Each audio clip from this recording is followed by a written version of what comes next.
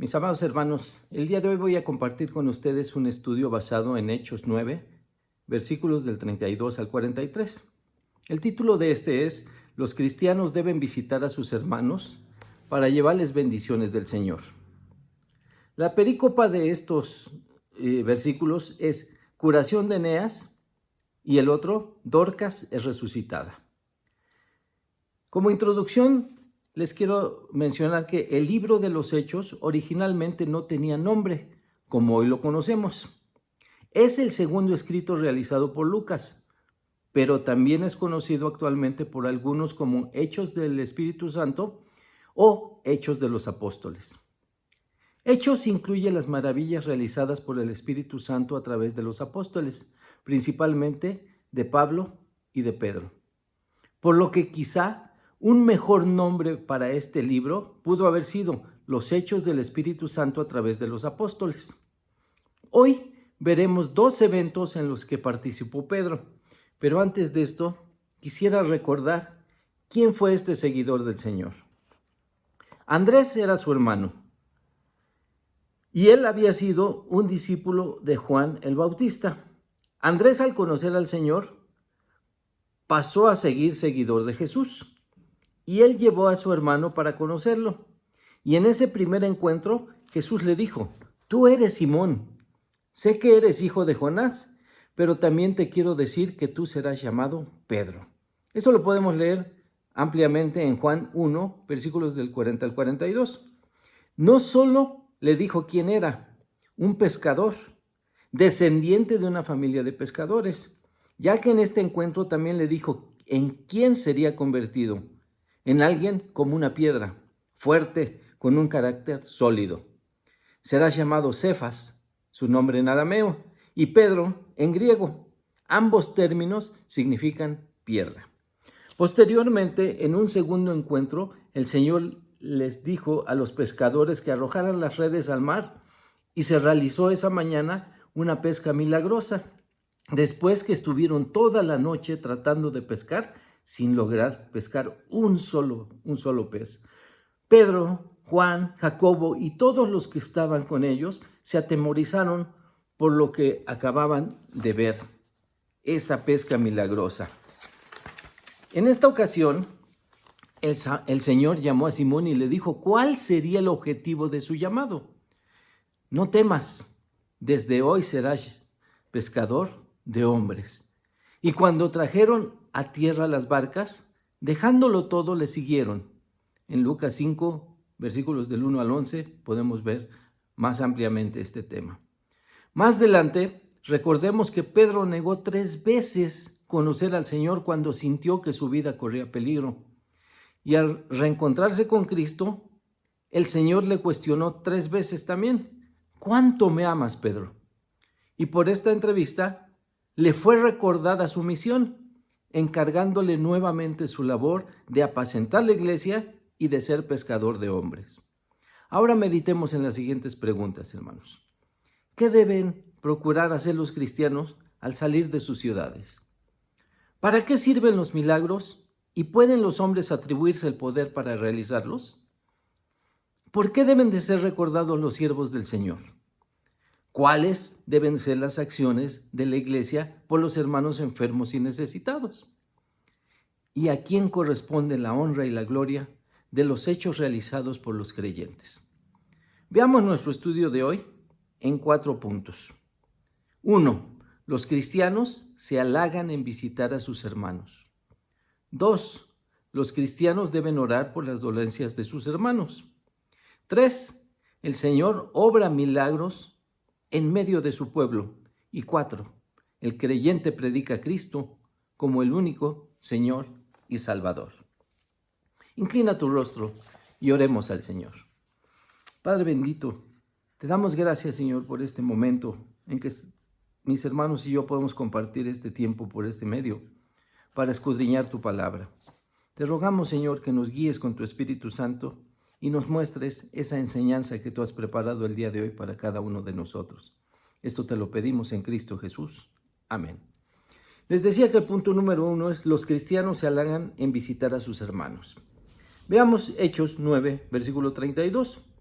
Aconteció que Pedro, visitando a todos, vino también a los santos que habitaban en Lida.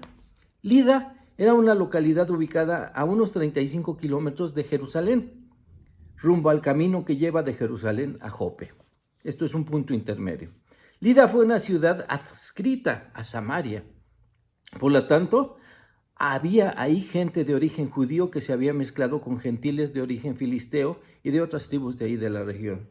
¿Qué hubiera pensado el viejo Pedro de ir a ese lugar a predicar y a servir a estas gentes? Pedro, un judío ortodoxo. Lida estaba cerca de Jope, a unos 18 kilómetros. Más hacia allá, Jope se encontraba pegado al mar Mediterráneo. Jope significa belleza. Esta era una antigua ciudad fortificada y puerto en el mar. A este lugar llegó la madera del Líbano que se envió a Jerusalén para construir el templo. Y ahí fue donde se embarcó el profeta Jonás, pretendiendo ir a Tarsis. Dice el versículo 32, visitando a todos. En otra versión dice, recorría todos aquellos lugares. Esto es que el apóstol Pedro pensó en ir a visitar las iglesias recién plantadas. Al igual que el Señor, decidió moverse de un lado a otro y no quedarse a pastorear una sola iglesia. Vino también a los santos que habitaban en Lida, esto es, la iglesia en Lida, predicando y reforzando el evangelio en aquellas regiones. Ahora veamos a los versículos 38 y la parte primera del 39 que dice, y como Lida estaba cerca de Jope, los discípulos, oyendo que Pedro estaba allí, le enviaron 2 hombres a rogarle, no tardes en venir a nosotros. Y levantándose entonces Pedro, fue con ellos. El nuevo Pedro amaba a los hermanos, fuesen judíos o fuesen gentiles, y procuraba estar con ellos en Lida y en Jope en esta ocasión, ya sea para visitarlos, para compartir con ellos, pero también para visitarlos en sus tribulaciones. La religión que ahora profesaba Pedro era aquella que lo movía a ser misericordioso con sus hermanos en la fe. El viejo Pedro era pronto con la lengua, hombre rudo, del vulgo y seguro mal hablado, impulsivo y que no controlaba su hablar. En Santiago 1:26 podemos leer, si alguno se cree religioso entre vosotros y no refrena su lengua, sino que engaña su corazón, la religión de tal es vana. El nuevo Pedro ahora actuaba pensando en los demás. Santiago 1:27 también nos recuerda, la religión pura y sin mácula delante de Dios el Padre es esta, visitar a los huérfanos y a las viudas en sus tribulaciones y guardarse sin mancha del mundo. Los cristianos, punto número 2, los cristianos deben orar por las dolencias de sus hermanos. El Señor tenía por hábito orar al Padre en todo momento. Él enseñó a sus discípulos a orar con el ejemplo y a pedir todo en el nombre de Jesús, les dijo a sus discípulos. Juan 14:13, y todo lo que pidieres al Padre en mi nombre, lo haré para que el Padre sea glorificado en el Hijo. Pedro aprendió del Señor Jesús que cada vez que iniciara un viaje, un trabajo o una situación difícil, debía orar al Padre, hacerlo a solas en muchas ocasiones y clamar porque su voluntad fuese mostrada.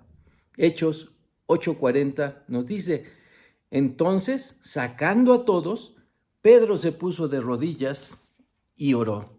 ¿Para qué lo sacó?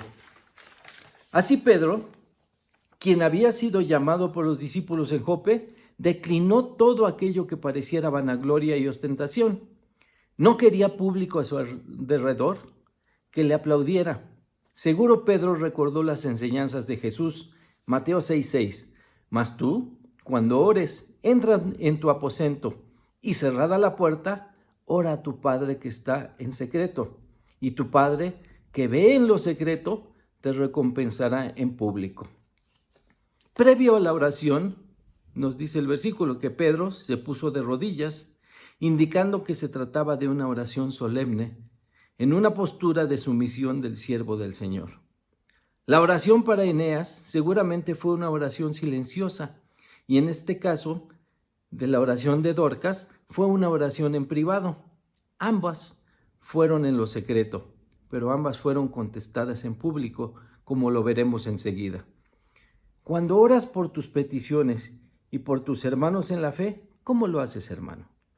¿Es tu oración una oración que consideras de rutina o es acaso una oración solemne y de sumisión a la voluntad del Padre?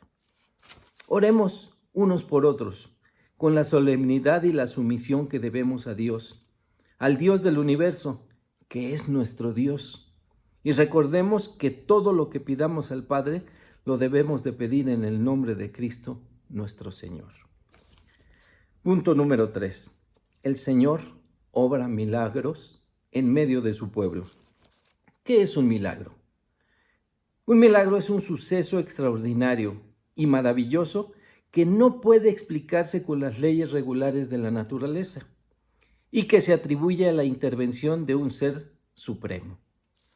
Hechos 9, versículos del 32 al 33, dice: aconteció que Pedro, visitando a todos, vino también a los santos que estaban en Lida, y halló allí a uno que se llamaba Eneas, que hacía 8 años que estaba en cama, pues era paralítico. Al hablar de uno que se llamaba Eneas, se estaba refiriendo a una persona que no era creyente.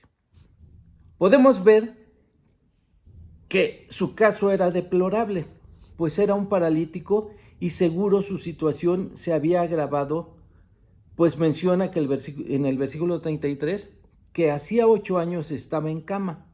Es de suponer que, dado el conocimiento médico limitado de aquella época, ni él ni sus familiares podían pensar que podía ser sanado. Cristo elegía pacientes de esta clase cuya curación no puede esperarse por el conocimiento médico, ni por causas naturales. Así su curación fue admirable y debidamente atribuida al poder del Señor. Hechos 9:34. Y le dijo Pedro: Eneas, Jesucristo te sana. Levántate y haz tu cama. Y enseguida se levantó. Pedro recalcó esta situación: Jesucristo te sana. Que lo realizado no es obra de él, sino que es de Cristo. Y con la fe puesta en estas palabras, le asegura una curación en tiempo presente. Para asegurarse de que había quedado completamente curado, le dice: levántate y haz tu cama. Por el hecho de que Dios nos cure, no vamos a quedarnos ociosos, sino que hemos de usar la habilidad que nos ha devuelto el Señor, o en algunos casos que el Señor nos ha dado a los que no la teníamos, para ponerla a trabajar para el servicio a nuestro Salvador y de su iglesia. Por el poder de Dios, el hombre que había sido paralítico enseguida se levantó. En Jope, veamos ahora, había una mujer, pero en caso contrario a Eneas, se trataba de una creyente, de una discípula que era muy querida por todos los que la habían conocido. Dice Hechos 9, versículo 36. Había entonces en Jope una discípula llamada Tabita, que traducido es Dorcas. Esta abundaba en buenas obras y en limosnas que hacía. ¿Por qué deben de ser recordados los siervos del Señor? Tabita, que traducido al griego es Dorcas, y ambos nombres significan gacela, por lo que no dudo que esta era una mujer muy ágil y pronta para servir a todos, con buenas obras y limosnas para los necesitados, como lo pudimos ver en el versículo 36. Ahora veamos qué sucedió con ella. Vayamos al versículo 37. Y aconteció que en aquellos días enfermó y murió. Después de lavada, la pusieron en una sala. La costumbre en aquellos tiempos era la de sepultar inmediatamente el cadáver. Pero como se trataba de una discípula muy querida por todos, sus amigas lavaron el cadáver de Dorcas, según la costumbre, para poderla sepultar. Pero los planes de los creyentes de Jope eran otros, por lo que la pusieron en una sala. Esto es una habitación parecida a un aposento alto, una habitación amplia para poder recibir a mucha gente que amaba a esta discípula. Versículo 38 de Hechos 9. Y como Lida estaba cerca de Jope, los discípulos, oyendo que Pedro estaba allí, le enviaron 2 hombres a rogarle: no tardes en venir a nosotros. No tardes en venir, decían. Y esto es una expresión que muchos usamos cuando se trata de un asunto urgente. La hermana Dorcas estaba muerta, por lo que era demasiado tarde para llamar a un médico. Pero al enterarse de que el discípulo Pedro estaba cerca, enviaron a 2 hombres para que fueran por él. Versículo 39. Levantándose entonces Pedro, fue con ellos, y cuando llegó, le llevaron a la sala, donde la rodearon las viudas, llorando y mostrando las túnicas y los vestidos que Dorcas hacía cuando estaba con ellas. Pero como buen siervo del Señor, acudió al llamado de los discípulos en Jope, y al llegar a la sala donde se encontraba el cuerpo de Dorcas, vemos que lo recibieron las amigas de la discípula fallecida, llorando por la pérdida de la amada bienhechora. Mientras lloraba, le mostraban lo que ellas habían aprendido de Dorcas, que les había enseñado a realizar cuando estaba con ellas, túnicas y vestidos. Hechos 9:40 también nos dice: entonces, sacando a todos, Pedro se puso de rodillas y oró, y volviéndose al cuerpo dijo: Tabita, levántate. Y ella abrió los ojos, y al ver a Pedro, se incorporó. Sin duda que Pedro recordó a su Señor cuando resucitó a la hija de Jairo. En Marcos 5:41 dice: y tomando la mano de la niña le dijo: Talita cumí, que traducido es: niña, a ti te digo, levántate. Talita y Tabita, una sola letra de diferencia, pero la oración de Pedro fue contestada por el Señor y el poder de Dios, que se manifestó en ese momento. Tabita, levántate. Y ella abrió los ojos, y al ver a Pedro se incorporó. Como recibiéndola de nuevo hacia una vida nueva, Pedro le dio la mano y la llamó a la iglesia para presentarla a sus amigas y al resto de la gente. Hechos 9:41 dice: y él, dándole la mano, la levantó.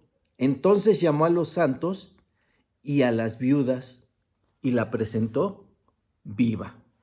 ¿A quién debemos atribuir los milagros en nuestras vidas?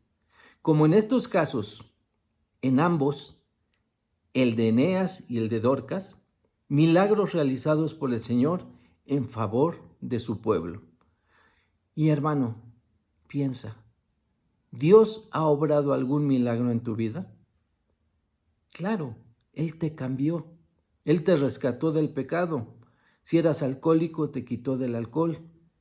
Si eras ladrón, te quitó de robar. Si eras mentiroso, ahora tienes un nuevo hablar, la verdad de Cristo. Cualquier pecado que hubo en tu vida fue quitado por el Señor, y de ese milagro tú eres un testigo. Ahora, por eso, punto número 4, el creyente predica a Cristo como único Señor y Salvador de su vida. ¿Cuál fue el impacto que estos milagros obraron en la gente, más allá de los que los recibieron directamente? El buen efecto de estos milagros fue que muchos quedaron convencidos de la verdad del Evangelio. Y por estos milagros y por la predicación de Pedro en aquellos lugares, incluyendo las provincias vecinas, en este caso Sarón, que era la planicie que rodeaba a Lida y a Jope y que se extendía hacia el norte hasta Cesarea, donde muchos creyeron en el Señor. Eneas y Dorcas eran personajes conocidos en sus localidades, pero las noticias de los milagros que el Señor obró en ellos llegó más allá de sus poblaciones. Hechos 9:35 dice: y le vieron todos los que habitaban en Lida y en Sarón, los cuales se convirtieron al Señor. Y en el caso de Dorcas, versículo 42, esto fue notorio en toda Jope, y muchos creyeron en el Señor. Hermano, ¿alguien en tu entorno ha detectado el milagro de tu salvación? ¿Le has contado a tus conocidos cómo el Señor te rescató de la muerte y del pecado? Tu testimonio y la predicación del Evangelio que cambia vidas son mensajes que debemos compartir cada uno de nosotros para que lo vean todos los que nos rodean y sea notorio en nuestras comunidades, en nuestras familias, para que, dando la honra y la gloria a Dios de todo, muchos crean y se conviertan al Señor y no se pierdan. En Juan 3:18 dice la palabra que el que en Él cree no es condenado, pero el que no cree ya ha sido condenado porque no ha creído en el nombre del unigénito Hijo de Dios. Para que se conviertan, esto es dejar el camino del pecado y cambiar de rumbo poniendo sus ojos en Cristo, que es el único camino, la verdad y la vida para llegar al Padre. Y creyendo en Él podamos decir que Él es el Señor de nuestras vidas. Romanos 10:9, que si confesares con tu boca que Jesús es el Señor y creyeres en tu corazón que Dios le levantó de los muertos, serás salvo. Finalmente este capítulo concluye diciendo en Hechos 9:43, y aconteció que se quedó muchos días en Jope en casa de un cierto Simón curtidor. ¿Cuál era el pensamiento de Pedro? Un judío ortodoxo les decía. En Hechos 10 veremos más adelante que Pedro tenía sus prejuicios hacia los animales nombrados en Levítico como inmundos y en todo aquel que tuviera contacto con estos, pero principalmente con sus cadáveres.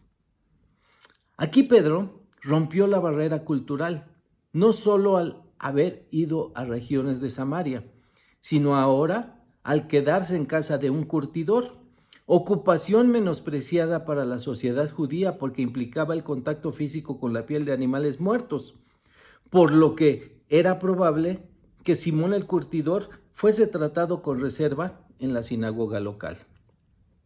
Pedro comenzó a romper así sus prejuicios y estaba así preparándose para recibir esta próxima revelación. Más adelante les digo en Hechos 10, lo que Dios limpió, no lo llames inmundo. Y tú, hermano, ¿qué te llevas hoy con este estudio de la palabra del Señor? 1. ¿Procurarás orar y visitar a otros cristianos para llevarles alivio de sus dolencias? O 2. ¿Por qué obras serás recordado por tu familia y tu comunidad? 3. ¿Estás compartiendo tu testimonio y el Evangelio con otros? Recuerda que todo lo que hagamos, hagámoslo como para Dios. Y démosles la honra y la gloria al Señor, que nos está usando para realizar todas las buenas obras que Él preparó de antemano para que anduviésemos en ellas. Oremos al Señor, hermanos. Padre bendito, gracias te damos por tu mensaje, por tu enseñanza, y te rogamos, Señor, que no quede solo en nuestros oídos, sino baje a nuestro corazón y podamos devolverlo en vida, obrando, Señor, en esas buenas obras que tú has preparado para que andemos en ellas, Señor. Para que honremos tu nombre y ese milagro que tú hiciste en nuestras vidas sea contado a todo el mundo que nos rodea. Para que, Señor, vean el poder del Evangelio y puedan, Padre bendito, también rendir sus vidas a ti como Señor y Salvador. En el nombre de Cristo Jesús te lo pedimos. Amén. Bendiciones, mis hermanos.